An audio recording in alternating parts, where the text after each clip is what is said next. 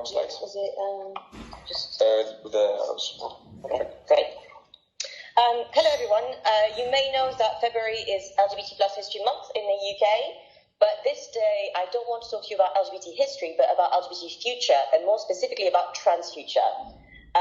This is going to fit into two of the Sustainable Development Goals of the UN. Number 5, gender equality.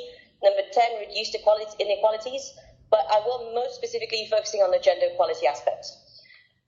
So you may know that the UN says there's a lot of positive impact that gender equality has, reduces child marriages, boosts economy and earnings, reduces child mortality, reduces maternal mortality, and it also ensures that future generations retain those advantages because the children of mothers who have been able to go to school usually do significantly better and are more likely to go to school as well for both genders. So it is something that beneficiates not just girls, but boys as well. Now, the UN does not mention trans inclusion and the inclusion of trans rights in their fight for gender equality, and I think that's a problem because the challenges that trans people face are very similar to the one that cisgender women and girls face. For example, there is a transgender pay gap that is about 32%, which is actually higher than the man-woman pay gap.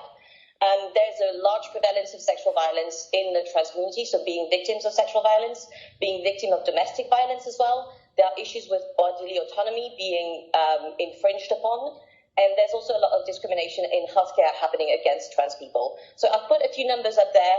So pay gap, transgender pay gap is 32%, 54% of transgender individuals have experienced some form of intimate partner violence, so that is also higher than cis women. Cis women is about 10%, which is already very high, but it is even higher in the trans community. 47% of transgender individuals have been sexually assaulted at some point in their lifetime.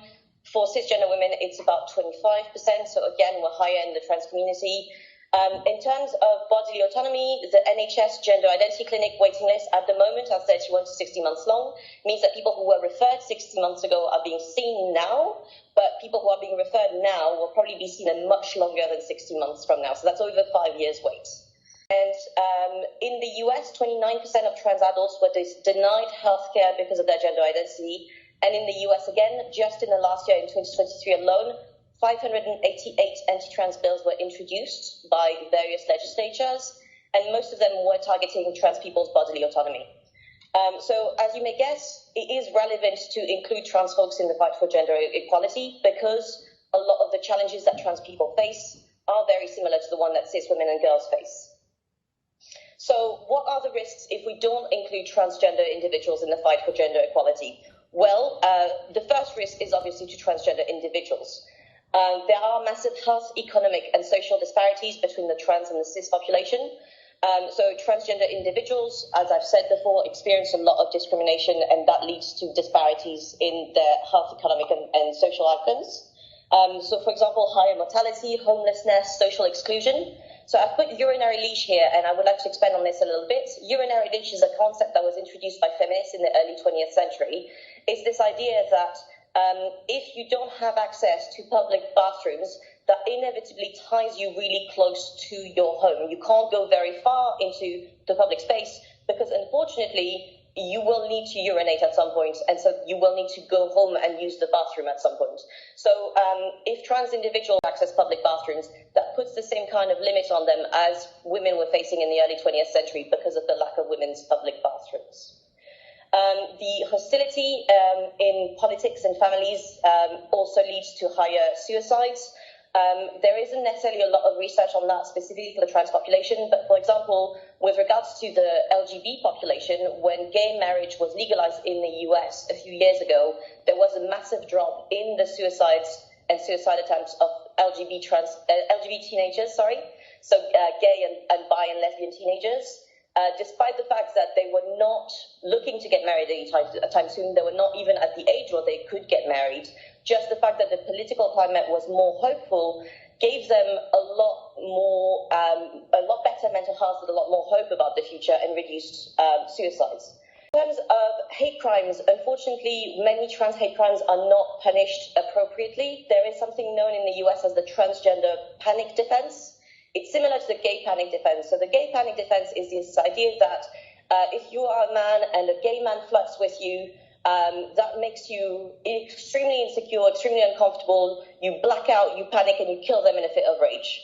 The trans panic defense is the same idea, where usually a trans woman will flirt with a cisgender man. The cisgender man will, or not necessarily just interact with a cisgender man. The cisgender man will, discover that they're trans, panic about it, panic about their sexuality, and kill that person in a fit of rage. And the trans panic defense and the gay panic defense have both been successfully used in courts in the US to reduce the sentences that the perpetrators have, because it's some sort of insanity plea almost. And then the last point is a bit more controversial. It's the notion of transgenocide. Trans people and putting them in extermination camps and murdering them all. Well, the answer is kind of not yet. There is something known that I've put there that has been created by the Holocaust Memorial as the 10 stages of genocide. It is something that has repeated itself across genocides, across the past few centuries. Most people, most scholars agree that the UK is on stage 6, the US starting to be on stage 7, and just to give you an idea, extermination happens on stage 9. So this is very scary in terms of how many steps we've already passed in terms of discrimination and ostracization of the trans population, and how close we may be to potentially a trans genocide. Cisgender women as well, and cisgender women and girls, if we don't include the fight for trans rights in the gender equality fights, because it slows down attempts at abolishing the patriarchy. It reinforces gender norms. So due to the attacks on gender non-conforming and cross-dressing individuals, you can see there I've put a picture about the attacks against drag culture in particular that we've seen mainly in the US, but across the UK as well.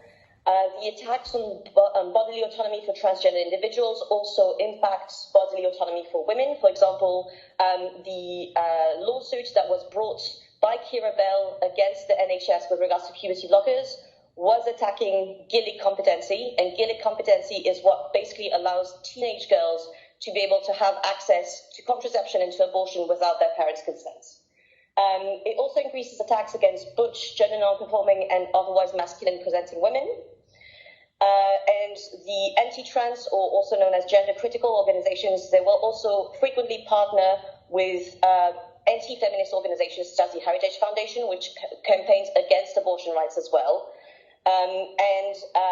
Also, there are the women who do support trans rights are often considered traitors to their own sex, and they are considered acceptable collateral damage. One thing that is used against them is the epithet handmaiden, which comes from the Handmaid's Tale. And so, this word is used to dehumanize them and to kind of justify the violence that is perpetrated against cisgender women, again, who are supportive of trans rights. What I want to say is that I think the UN should include trans individuals in the fight for gender equality because it is relevant, it is important for trans rights, but it is also important for cisgender women and girls. So I've put a few sources here, easy to see, but if you want to get them, I'd be happy to share the slides with you later on.